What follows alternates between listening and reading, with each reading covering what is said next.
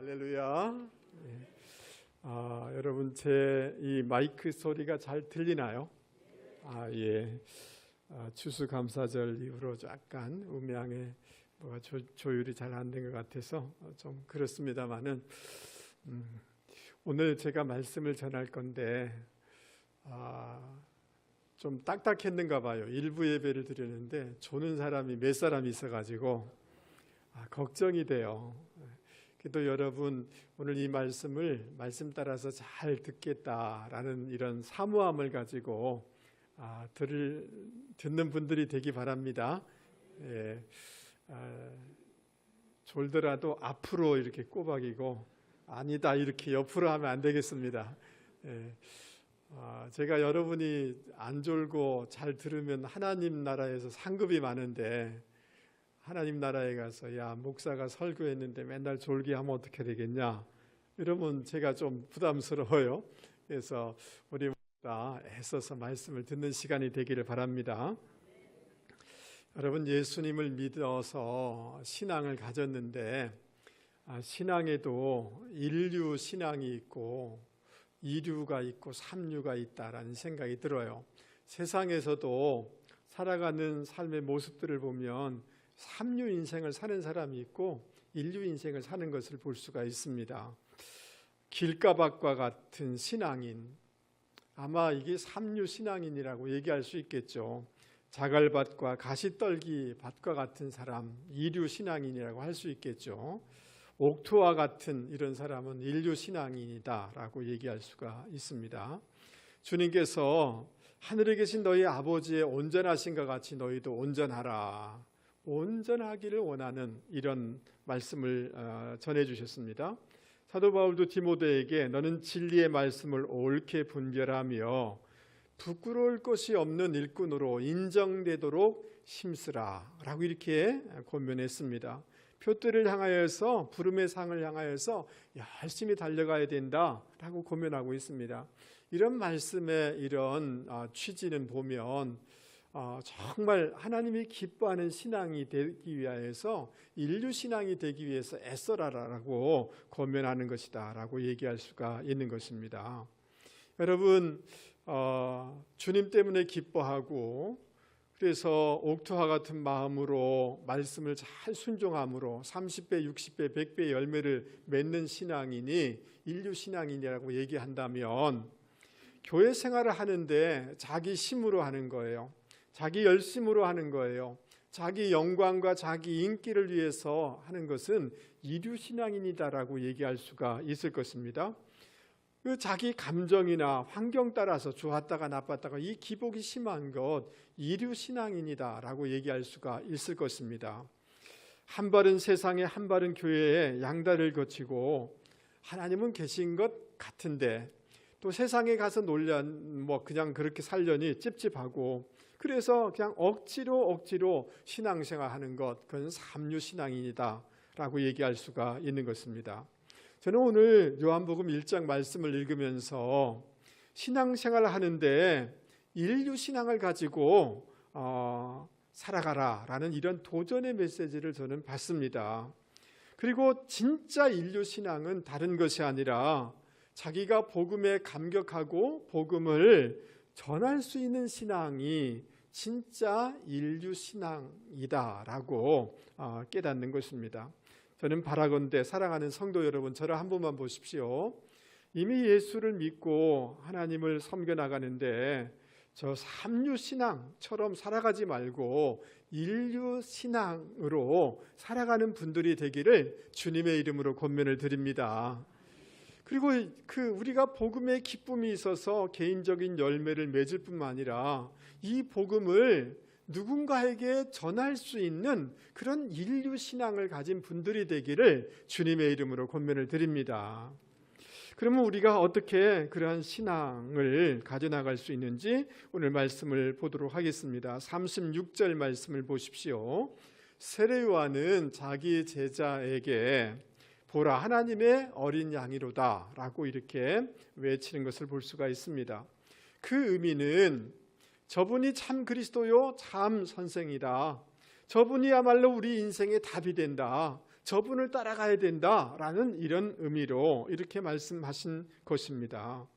이런 점에서 세례 요한은 대단히 훌륭한 분이다, 마음이 넓은 분이다라고 얘기할 수가 있습니다. 왜냐하면 당시 랍비들은 자기 제자를 누구에게 소개하지 않기 때문에 그런 것입니다. 이 세례 요한의 말을 들은 세례 요한의 두 제자가 그 말을 듣고 쫓았다라고 이렇게 얘기하고 있습니다.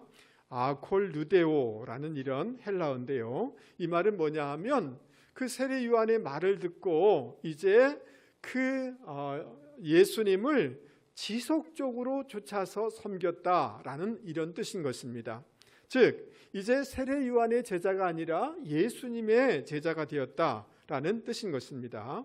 이 둘은 누구냐 하면 오늘 본문에 나와 있는 안드레이고 자기 이름이 기록되지는 않지만 이 요한복음을 기록한 요한 두 사람인 것입니다. 요한이 분명하다는 것을 누구나 다 알고 있었기 때문에 이 요한복음에는 자기 이름을 기록하고 있지 않은 것입니다. 여러분, 세례 요한은 예수님에 대해서 뭐라고 소개하고 있느냐 하면 보라 하나님의 어린 양이로다 이라고 소개하고 있죠. 맞습니까? 하나님의 뭐라고요? 어린 양이로다. 그 다음 여러분 요한복음 1장 29절을 여러분 찾아보셔야 돼요. 29절 말씀에 보면 이튿날 요한이 예수께서 자기에게 나오심을 보고 이르되 그 다음 뭐라고 얘기하고 있어요? 보라 세상 죄를 지고 가는 하나님의 어린 양이로다 라고 이렇게 표현하고 있습니다. 세상 죄를 지고 간다라는 말은 우리의 모든 죄를 지고 간다는 뜻도 있고 우리의 모든 죄를 완전히 제거한다라는 이런 뜻도 가지고 있는 것입니다. 그러니까 그리스도는 우리의 죄를 지시고 우리의 죄를 완전히 제거하시는 어린 양이 되신다. 그리고 그 효력은 영원하다라는 의미에서 이 말씀을 이렇게 표현하고 있는 것입니다. 여러분 예수님에 대해서 여러 가지로 표현할 수가 있을 터인데 세례 요한은 하나님의 어린 양이라고 우리의 죄를 지고 가는 하나님의 어린 양이라고 왜 이렇게 표현했을까요? 여러분 우리의 인류 조상인 아담과 하와가 하나님의 말씀을 어기고 선악과를 따먹게 되지 않습니까? 그래서 그들에게 나타난 여러 가지 죄의 결과들이 있었는데 그 중에 하나가 뭐냐 하면 자기들이 벌거벗었다는 것을 의식하게 된 거예요. 수치를 의식하면서 살게 된 것입니다. 거룩하신 하나님 앞에서 두려움을 느끼면서 살 수밖에 없었습니다. 그런데 하나님은 이들이 범죄했지만 하나님은 그들을 긍휼히 여기셨습니다. 그래서 그 나뭇잎으로 자기들을 가리고 이렇게 겨우겨우 살아가지만 하나님께서 가죽옷을 그들에게 입혀주셨다라는 말씀을 창세기를 통해서 우리는 알 수가 있습니다. 그들에게 가죽옷을 지어 입히려고 하면 어린 양을 잡아서 그 가죽으로 그들에게 옷을 입혀주신 것이죠. 신약 성경, 신약적인 개념으로 얘기하면 예수님의 십자가를 통하여서 우리에게 의의 옷을 입혀주신다라는 말씀과 동일한 것입니다. 여러분 그들에게 의의 옷을 입혀주시기 위해서 예수님이 희생 어린 양이 되어주셨기 때문에 이런 개념으로 세례 요한은 표현하고 있는 것입니다. 우리가 잘 알고 있는 것처럼 출애굽기의 마지막 재앙은 뭡니까? 장자들이 다 죽는 장자 재앙이지 않습니까? 그런데 하나님께서는 모세를 통하여서 이스라엘 백성들에게 어린 양을 잡으라는 거예요. 그 피를 가지고 문 그 설주와 기둥과 그 임방을 바르라라고 이렇게 얘기합니다. 그래서 심판의 천사가 그 어린 양이 발라있는 유대인들의 집은 패스오버였어요. 죽음이 넘어가게 되었어요. 그러나 그 어린 양의 피가 없는 이집트의 모든 사람들은 장자가 죽는 그런 큰 슬픔을 경험하게 됩니다. 그래서 여러분, 그 어린 양의 희생이 있으므로 죽음이 넘어가는 역사가 있을 것을 구약에서 보았고, 이런 역사가 우리 가운데 있을 것을 알았기 때문에 세례 요한은 예수님을 우리 죄를 지고 가는 하나님의 어린 양이로다 라고 이렇게 표현하고 있는 것입니다. 할렐루야. 여러분, 이사야 53장 6절 이하에 이렇게 기록하고 있습니다. 우리는 다 양 같아서 그릇 행하여 각기 제 길로 갔거늘 여호와께서는 우리의 모두의 죄악을 누구에게? 그에게 담당시키셨도다. 그가 곤욕을 당하여 괴로울 때에도 그의 입을 열지 아니하였으며 마치 도수장으로 끌려가는, 그다음 뭐예요? 어린 양과 털 깎는 자 앞에서 그다음 뭐예요? 잠잠한 양같이 그의 입을 열지 아니하였도다. 우리의 죄를 다 담당하기 위해서 예수님이 어린 양이 되셨다는 것이 이사야 53장의 말씀인 것입니다. 그 구약을 의식하면서 세례 요한은 예수님을 향하여 우리 죄를 지고 가는 하나님의 어린 양이다 라고 소개하고 있는 것입니다. 할렐루야. 자, 그러니까 이 세례 요한을 통해서 선포되는 그 예수님, 어린 양 되신 예수님, 우리 죄를 담당하시는 예수님을 이렇게 소개할 때 안드레는 그 예수를 쫓았다. 한 번만 그냥 가본 것이 아니라 지속적으로 쫓았다는 이 말은 예수님이 우리의 죄를 사해 주시는 어린 양 되심을 믿었다는 거예요. 예수님의 십자가 안에서, 예수님 안에서 우리 죄가 완전히 사해진다는 것을 믿을 뿐만 아니라 확신했다는 그런 뜻으로 우리는 이해할 수가 있는 것입니다. 자기 인생을 예수님께, 예수님의 십자가에 걸었다라고 얘기할 수가 있는 것입니다. 여러분, 요한복음 19장에 보면 예수님께서 마지막 십자가에서 마지막으로 하신 말씀이 있어요. 그것이 뭐냐 하면 테텔레스타이예요. 다 이루었다는 거예요. 우리의 죄값을 다 지불했다는 거예요. 우리의 죄값을 다 지불하셔서 우리의 죄를 완전히 제거했다라는 이런 뜻인 것입니다. 할렐루야. 뿐만 아니라 여러분, 요한일서 1장 7절에는 이렇게 말씀해주고 있습니다. 우리 같이 한번 읽어보겠습니다. 시작. 그분의 아들 예수의 피가 우리의 모든 죄에서 깨끗하게 하신다. 여러분 믿습니까? 예수님이 어린 양이 되셔서 피 흘려주심으로 우리의 모든 죄, 우리가 깨닫지 못했던 그런 것, 우리가 기억하지 못하는 것, 우리가 고백하지 못했던 것, 우리 심령에 남아있는 그 죄까지도 우리가 예수를 믿을 때 어린 양 되신 주님의 보혈이 우리의 죄를 완전하게, 모든 죄를 다 용서해 주신다, 사해 주신다라고 말씀해 주고 있는 것입니다. 할렐루야. 히브리서 9장 12절에는 이렇게 말씀하고 있습니다. 그분은 염소와 송아지의 피가 아니라 그 자신의 피로 단번에 성소에 들어가셔서, 따라서 해보겠습니다. 영원한 속죄를 이루셨다. 여러분, 주님이 어린 양이 되셔서 보혈을 흘려주심으로 영원히 우리 죄를 속해 주셨다는 거예요. 과거의 죄, 현재의 죄, 미래의 죄까지도 주님이 완전히 사해 주셨다는 거예요. 할렐루야. 여러분, 그러므로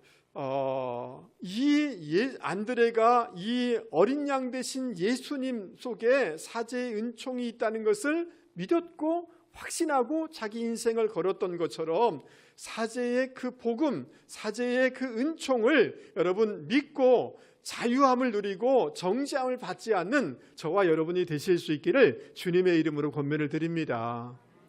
여러분, 우리 죄가 30%만 70%만 용서받은 것이 아니라 예수님이 보혈 흘려주심으로 우리 죄를 다 담당하시고 지고 가심으로 말미암아 우리 죄가 완전히 사함을 받았다는 거예요. 영원히 용서함을 받았다는 것입니다. 여러분, 누군가 나의 부채를 1,000만 원, 몇 천만 원을 다 갚아줬다고 하면 여러분 어떠시겠어요? 탕감해줬다고 하면 여러분 어떠시겠어요? 너무 감사하고 고맙고 기쁘지 않겠어요? 이야, 정부에서 나 부도를 이렇게 탕감해줬다. 너무너무 감사해야죠. 그런데 우리 주님께서 우리의 죄의 그 모든 부채를 완전히 속해 주셨다는 것에 대한 감격과 감사가 저와 여러분 가운데 있기를 주님의 이름으로 권면을 드립니다. 여러분, 우리가 남에게 말할 수 없는 숨겨있는 죄들이 있어요. 그것이 늘 우리를 괴롭혀요. 사단은 그것을 통해서 우리를 무력하게 하는 거예요. 그러나 이 모든 것을 다 완전하게 용서하여 주셨다. 이것을 묵상할 때마다 용기가 나고 자유함이 있고 기쁨이 있고 감격이 있게 되는 줄 믿을 수 있기를 바랍니다. 그리고 이 감격 속에서 이 감격이 흘러서 우리 주변에게 사죄의 은총의 복음을 전달하는 분들이 되기를 주님의 이름으로 권면을 드립니다. 할렐루야. 그 누군가에게 예수를 믿으면 당신의 죄가 완전히 용서를 받습니다라고 할 때 이 얼마나 놀라운 복음이겠습니까? 이 복음을 전달하는 분들이 되실 수 있기를 바랍니다. 그럴 때 인류 신앙인이 될 수가 있는 것입니다. 여러분 38절 말씀을 보시기 바랍니다. 예수님께서 돌이켜서 그 예수님을 따르는 그들에게 묻습니다. 무엇을 구하느냐? 무엇을 추구하느냐라고 묻는 것입니다. 여기 구하다, 무엇을 구하느냐라는 이 제테오라는 단어, 무엇을 목표로 삼아서 나에게 구하느냐, 무엇을 목표로 나를 따르며 나에게 원하는 것이 무엇이냐라는 질문인 거예요. 그러니까 내가 나를 따르는 목적이 뭐냐라는 이런 질문인 것입니다. 그 바리새인들처럼 세상 속에서 어떤 안정된 지위를 구하는 거냐? 사두개인처럼 자기의 지위나 명성이나 출세나 권력을 구하기 위해서 나를 따르는 거냐? 아니면 정치적인 목적, 열심당원처럼 정치적인 목적을 가지고 나를 지금 쫓으려고 하는 것이냐라고 주님은 질문하고 있는 것입니다.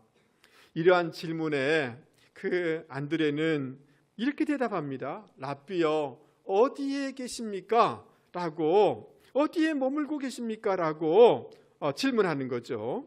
이 말은 그 다른 어떤 목적이 있는 것이 아니라 주님과 더 친밀한 교제를 나누고 싶습니다 라고 대답하고 있는 것입니다. 할렐루야. 자, 39절 말씀을 보십시오. 예수께서 이르시되 와서 보라. 그러므로 그들이 가서 계신 데를 보고 그날 함께 어떻게 했어요? 거하니 때가 몇 시쯤? 10시쯤 되었다라고 기록하고 있습니다. 와서, 와라, come, 지금 오라 라고 이렇게, 보라라는 것은 경험해보라는 뜻이에요. 체험해보라 라는 뜻인 것입니다. 지금 나와 함께 거하면서 내 가까이에서 그 은혜를 경험해보라, 능력을 경험해보라, 신앙의 비밀을 경험해보라 라는 말뜻이 와서 보라라고 주님이 말씀하여 주시고 있는 것입니다. 할렐루야. 여러분, 그 안드레는 다른 어떤 목적, 다른 자기 계산이 있는 것이 아니라 주님과 함께 거함으로 주님과 깊이 있는 교제를 나누면서 그 교제의 기쁨이 너무나 감격스럽고 너무나 기뻤기 때문에 그때 시간을 잊지 못하여서 그때 시간이 10시였다라고 기억하여서 기록하고 있는 것입니다. 사랑하는 성도 여러분, 저를 한 번만 보세요. 여러분, 우리는 아프기 때문에 교회에 와서 예수를 믿어요. 여러 가지 어렵기 때문에 교회에 와서 예수를 믿어요. 그거 일반적인 거예요. 그럴 수 있어요. 그러나 최종적인 우리의 신앙의 목적이 나의 자신을 위하고 어떤 야망을 위한 것이 아니라 주님과 깊이 있게 교제하는 것, 주님과 함께 거하고 그곳에서 하나님 나라를 경험하는 것이 우리의 신앙의 궁극적인 목적이 되실 수 있기를 주님의 이름으로 권면을 드립니다. 그런 목적이 없이 다른 이기적인 목적, 세상적인 목적을 가지고 주님을 따르려고 하면 그것이 채워지지 아니하면 한순간에 배신하는 거예요. 배반하는 거예요. 인간적으로 돌아가는 거예요. 주님과 함께 거하는 것, 주님과 동행하는 것, 주님과 함께 살아가는 것, 이것을 목적으로 두고 신앙생활하는 분들이 되기를 주님의 이름으로 권면드립니다. 주님과 같이 있다 보면, 교제하다 보면 거기에 진정한 은혜가 있어서 그것이 흘러서 사람들로 하여금 예수 믿는 사람이 다르구나, 그래서 직간접적으로 복음을 증거하게 되는 줄 여러분 믿을 수 있기 바랍니다. 그런데 막 세상적인 목적을 두고 이게 주님을 따르기 시작하면 세상 사람들이 볼 때 예수 믿는 사람들이 왜 저런가 라고 이렇게 생각하면서 복음이 전달될 수가 없는 것입니다. 여러분 41절 말씀을 우리 같이 한번 읽어보도록 하겠습니다. 우리 크게 같이 한번 읽어보죠. 시작. 그가 먼저 자기 형제 시몬을 찾아가 말하되 우리가 메시아를 만났다 하고, 메시아는 번역하면 그리스도라. 아멘. 여러분 예수님과 인격적인 교제를 나누면서 예수님이 메시아임을 안드레는 발견한 것입니다. 그래서 가장 먼저 일찍이, 아침 일찍이라는 뜻이에요. 그리고 사실은 이 문장 41절 이 말씀의 그 헬라어 원문에는 그가 먼저 이렇게 돼 있지 않습니다. 찾아갔다라는 말이 가장 먼저 나왔어요. 가장 먼저 행동한 것이 뭐냐 하면 찾아갔다는 거예요. 누구를 찾아갔다는 거예요? 자기 형제 시몬을 찾아갔다라고 이렇게 말씀하고 있습니다. 그 예수님 안에서 놀라운 구원을 경험해서 가장 먼저 행동한 것이 뭐냐 하면 찾아간 거예요.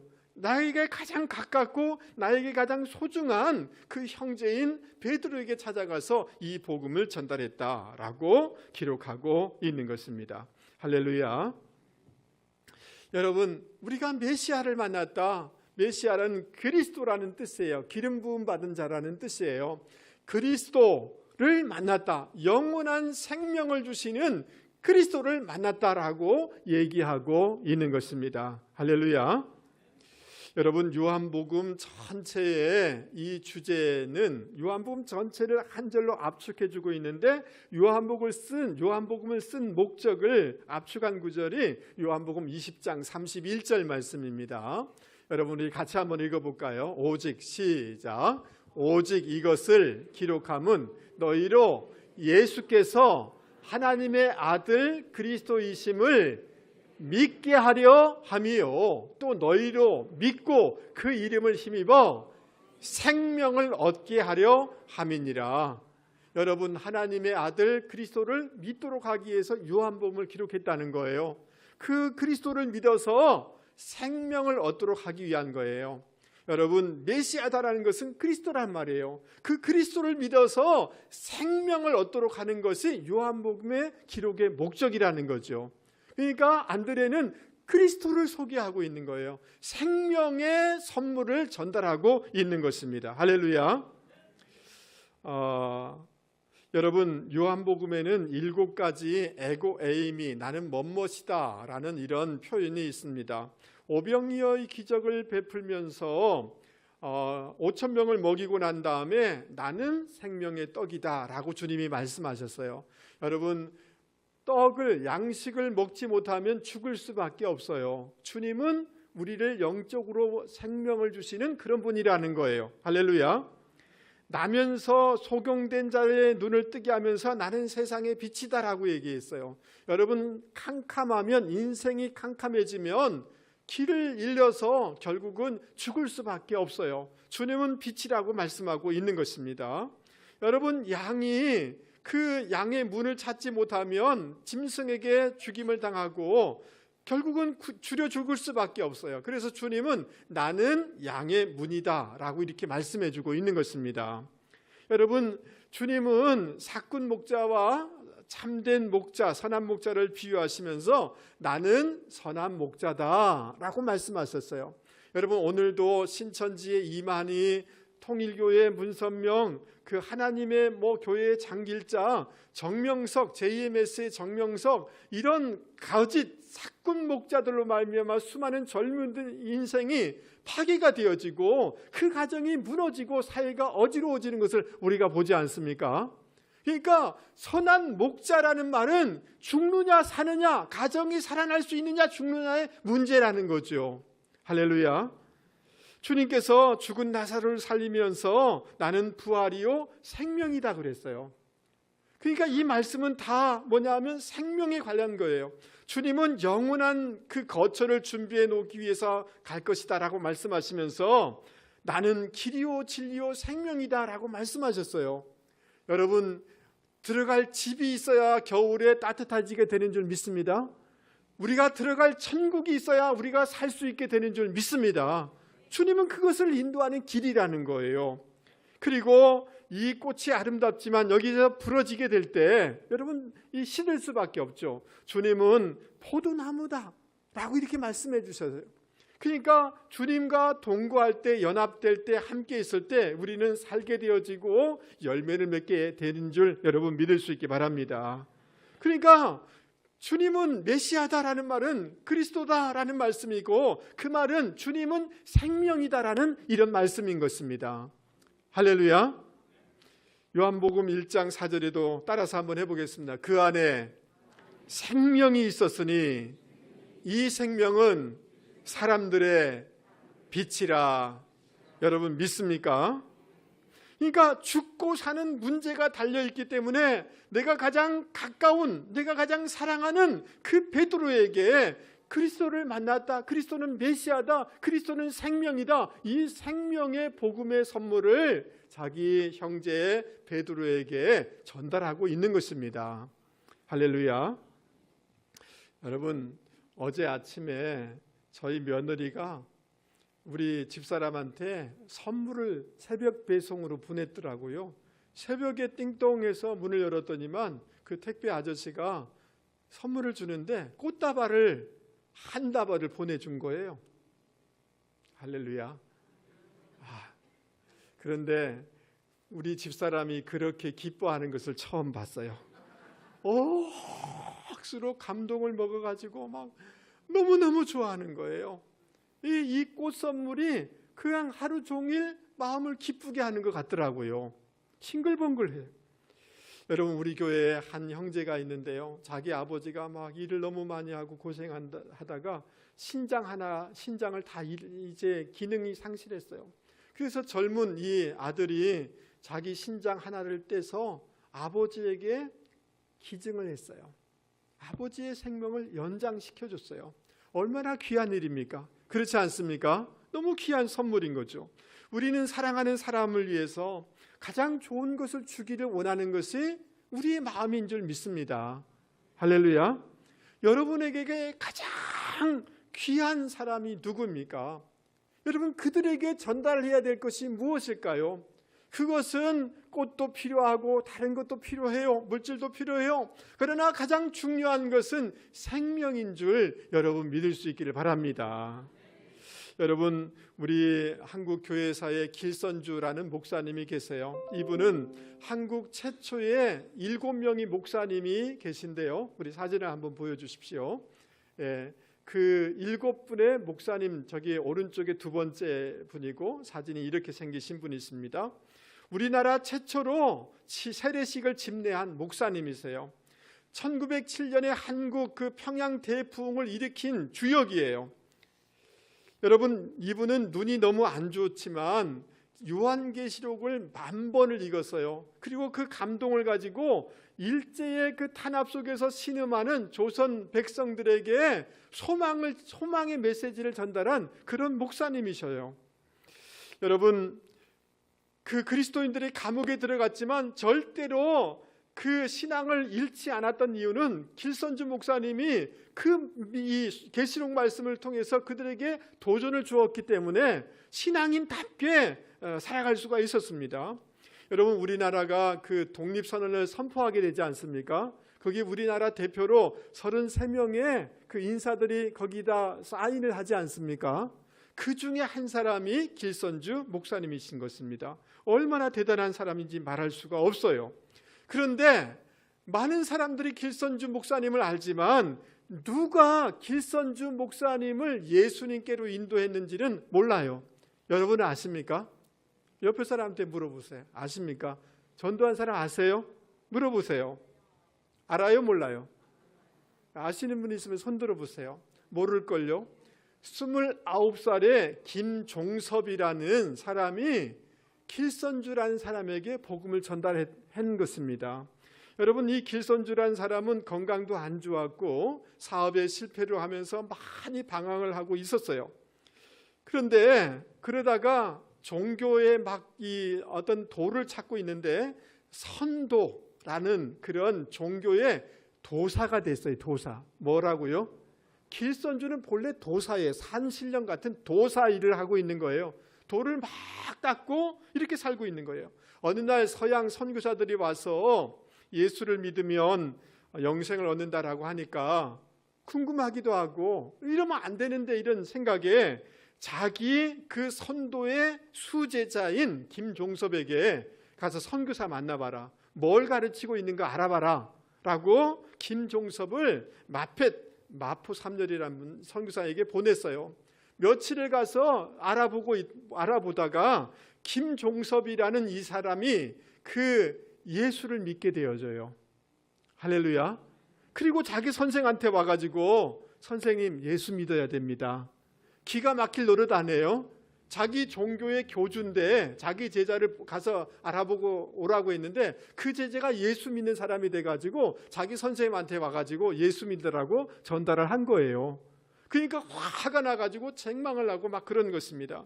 그러나 김종섭은 포기하지 아니하고 예수의 복음을 계속해서 전하는 거예요. 철로역정 책을 보여드리게 되고 그 한문 전도지인 이선생 전이라는 게 있어요. 그 아편을에 찌들렸던 사람이 예수 믿어서 완전히 새롭게 된 그 간증서를 그 자기 선생 길선주에게 주게 되어지자 이것을 읽으면서 그 마음에 그 새로운 마음이 생겨나기 시작했어요. 그리고 하나님께서 길선주야 음성을 들려줄 때 여러분 이 길선주라는 사람이 예수를 믿게 된 거예요. 할렐루야. 여러분 이분이 교회의 집사가 되었다가 장로님이 되었다가 결국 한국교회의 영적인 아버지 목사님이 될 수가 있었습니다. 이 길선주 목사님이 380만 명에게 복음을 전한 거예요. 여러분 3,000명에게 세례를 줬어요. 800명의 목회자를 세웠어요. 여러분 60개의 교회를 세웠어요. 여러분 놀라지도 않으시네요. 여러분 김종섭이라는 우리는 알지도 못하는 무명의 사람이 그 자기 그 도사 선생에게 생명의 복음을 전달하게 되어질 때 자기 길선주라는 사람도 살아나게 되어지고 대한민국에 소망을 주게 된 거예요. 할렐루야. 사랑하는 성도 여러분, 저를 한 번만 보시지요. 여러분에게 가장 가까운 사람이 누구냐 하면 그의 형제 베드로였던 것처럼 우리의 부모님일 수 있고 우리의 그 자녀일 수 있고 부부지간일 수도 있는 줄 믿습니다.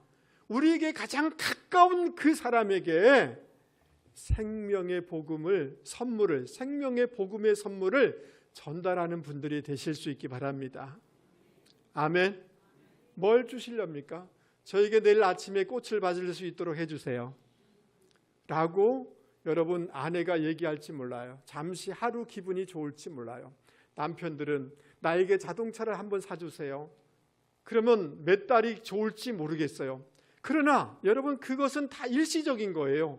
생명의 복음만이 영원한 것인 줄 여러분 믿을 수 있기 바랍니다. 이 생명의 복음을 전달하는 분들이 인류 신앙인 줄 여러분 믿을 수 있기 바랍니다.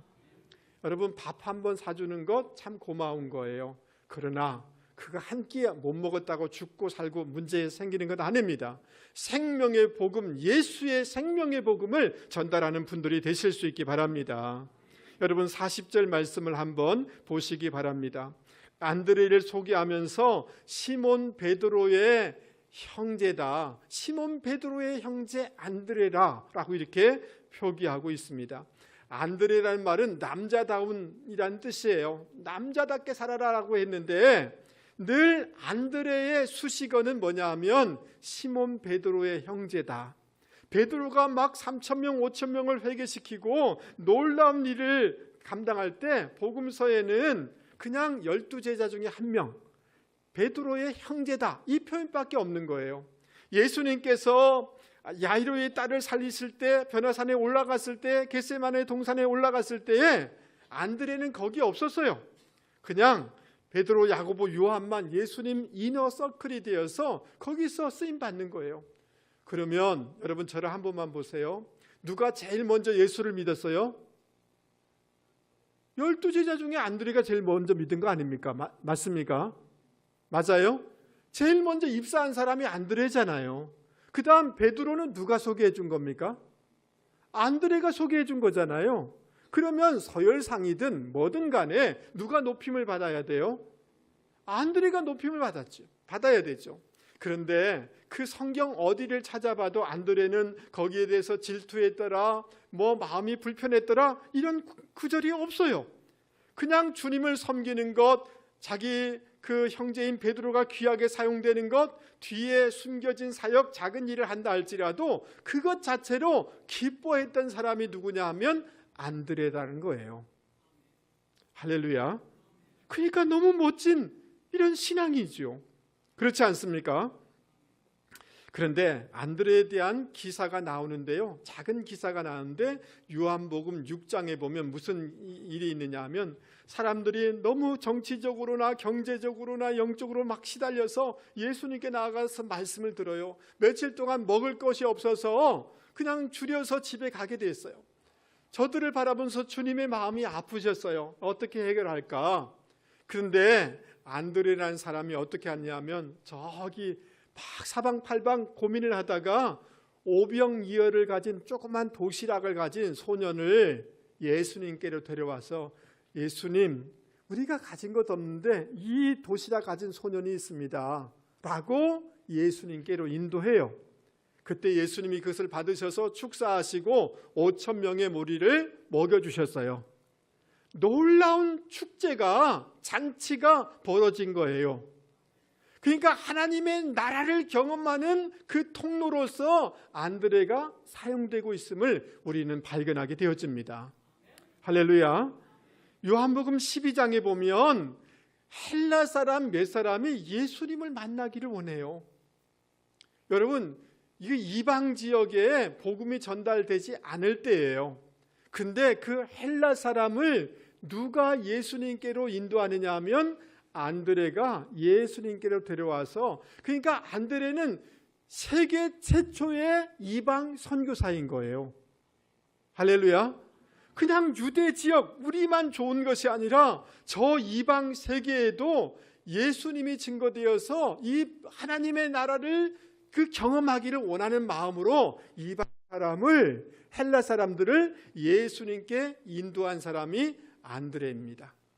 이 말을 다른 말로 얘기하면 예수님께 중매를 잘하는 것이고 예수님과 다리를 놓아주는 사람이고 하나님의 나라를 경험하도록 도와주는 킹덤 빌더가 된 사람이 누구냐 하면 안드레라는 거예요. 할렐루야. 여러분, 그 수년 전에 우리 중고등부 청년들 데리고 서울에 양화진에 갔다 왔어요. 여러분, 이 양화진은 우리 조선 땅에 와서 복음을 전하다가 돌아가신 선교사님들의 무덤이 있는 곳이에요. 우리 사진을 한번 보여주시면 좋겠습니다.